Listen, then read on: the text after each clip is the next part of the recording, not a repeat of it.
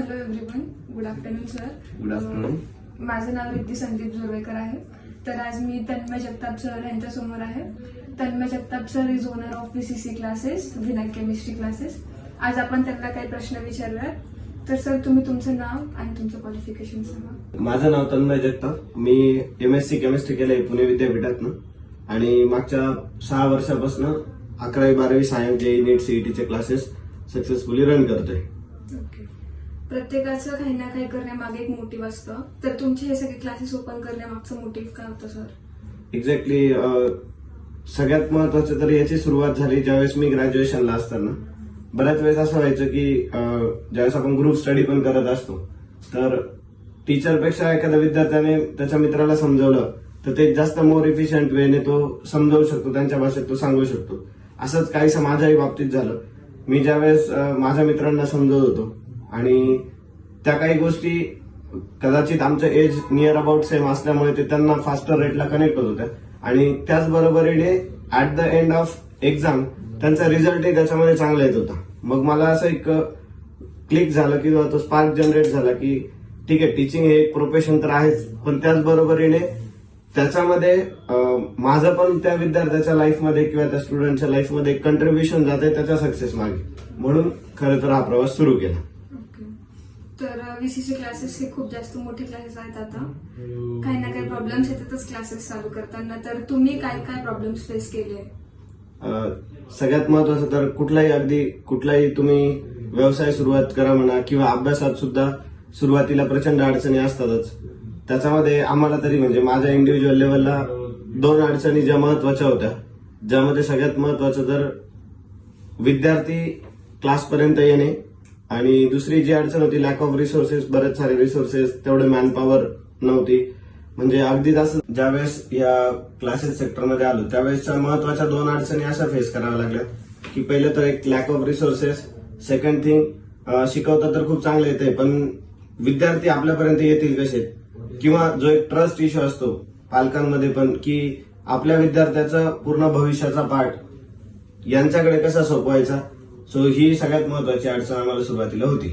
आणि त्या अडचणींवरती ज्यावेळेस त्या विद्यार्थ्यांचा चांगला रिझल्ट आला त्याच विद्यार्थ्यांनी पुढे आम्हाला रेफरल ऍडमिशन्स दिलेत आणि पालकांचाही विश्वास त्याच्यामध्ये वाढत गेला आणि त्या पद्धतीने आमची सुरुवात अगदी व्यवस्थितरित्या झाली. ओके. तुमचं हे सगळं उभं करण्यामागचं मोटिवेटर किंवा इन्स्पिरेशन कोण होतं? ह्या सर्व गोष्टींचं जी सुरुवात झाली म्हणजे त्याच्यामध्ये अगदीच माझे शिक्षक असतील किंवा जे विद्यार्थी देखील असतील.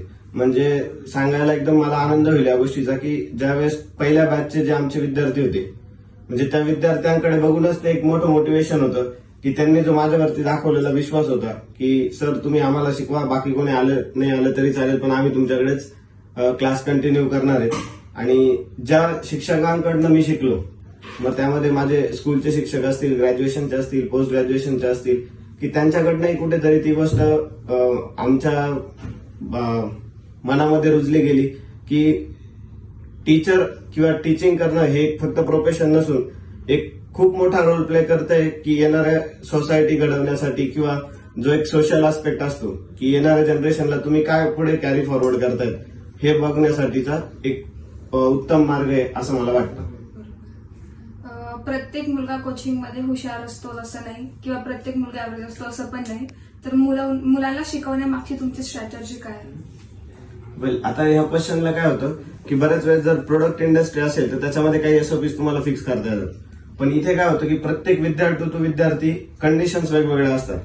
म्हणजे अगदीच सांगायचं झालं तर कोणताच विद्यार्थी हुशार पण नाहीयेत आणि मट्ट पण नाही. कंडिशन काय की त्याचा इंटरेस्ट त्या गोष्टींमध्ये नाहीये. मग सगळ्यात पहिली जी टास्क असते आमच्यासाठी की त्याचा इंटरेस्ट त्या सब्जेक्टमध्ये कसा क्रिएट होईल. मग तो इंटरेस्ट क्रिएट करण्यासाठी आपल्याला काय काय त्याला टास्क द्यावे लागतील आणि वन ऑन वन इंटरॅक्शन घेणं जास्त गरजेचं असतं. मग बऱ्याच वेळेस आपल्याला त्याला मोटिवेट पण करावं लागतं की अरे तुझ्याकडनं हे होऊ शकतंय, त्याला थोडासा आधार द्यावा लागतो. बऱ्याच वेळेस काय होतं की पालकांचं पण ते त्यांच्या जॉब रोलमध्ये व्यस्त असतात आणि त्यांचं एक एक्सपेक्टेशन असतं की मुलाला इतके मार्क्स आले पाहिजे, पण त्याच्याही काही अडचणी असतात, तिथपर्यंत कोणी पोहोचत नाही. मग आमच्याकडे ती एक टास्क मोठी असते की त्याच्या अडचणी पहिले समजून घेणं आणि मग त्याच्यावरती आपण सोल्युशन प्रोव्हाइड करणं. लाईफ मधला असं कोणता एक टर्निंग पॉइंट होता किंवा शेवटचा प्रश्न सर, जर टीचिंग ही फील्ड सोडून तुम्ही दुसऱ्या कोणत्या फील्डमध्ये जाण्याचं ठरवलं तर ती कोणती फील्ड असेल? टीचिंगच्या व्यतिरिक्त दुसऱ्या प्रोफेशन मध्ये जायचं म्हटलं तर मला असं वाटतं की विद्यार्थी आणि पालकांची काउन्सिलिंग करणं. काउन्सिलिंग इन द सेन्स की काही पॅरेंटिंगचे पॅटर्न्स असतात, काही विद्यार्थ्यांच्या भावना आपल्याला तिथे समजून घ्याव्या लागतात. जसं की विद्यार्थी दिलेली टास्क कम्प्लीट करायला तो म्हणतो की यस मी त्याच्यासाठी अवेअर आहे, मला ते करायचं पण आहे. बऱ्याच वेळा विद्यार्थ्याला दिलेली जी टास्क असते तो ते स्वतःहून तो कम्प्लीट करण्याचा पूर्णपणे प्रयत्नही करतो. काही वेळा असं होतं की आधीच्या इयर्समध्ये झालेल्या ज्या काही चुका आहेत किंवा काही ज्या मिस्टेक्स असतील, जे काही टॉपिक्स क्लिअर झाले नसतील, त्याच्यामुळे त्याला तितका कॉन्फिडन्स येत नाही. तर मग तो कॉन्फिडन्स देण्याचं, त्याला त्या सब्जेक्टमध्ये इंटरेस्ट क्रिएट करण्याचं काम आपलं आहे. आणि ते मला तरी असं वाटतं की ॲज अन इंडिव्हिज्युअल टीचर आपल्याकडे काय होतं, बॅच साईज कमी असल्यामुळे प्रत्येक मुलाला वन ऑन वन इंटरॅक्शन देता येतात, त्याचे काय अडचणी आहेत त्या जाणून घेता येतात. सो दॅट जर डोकं दुखतंय तर मला असं वाटतं डोकंदुखीवरतीच गोळी दिली तर ते बेटर असेल. मग त्याच पद्धतीने बऱ्याच मुलांचं काय होतं की अडचण असते मल्टिप्लिकेशन, डिव्हिजन, ऍडिशन, सबट्रॅक्शन मध्ये. सो आपण तिथेच जर रोल प्ले केला तर बाकीच्या कन्सेप्ट तो ऑटोमॅटिकली सॉल्व्ह करायला स्टार्ट करतो. थँक्यू सो मच सर, तुमच्यासोबत बोलून चांगलं वाटलं खूप. Yes, thank you so much.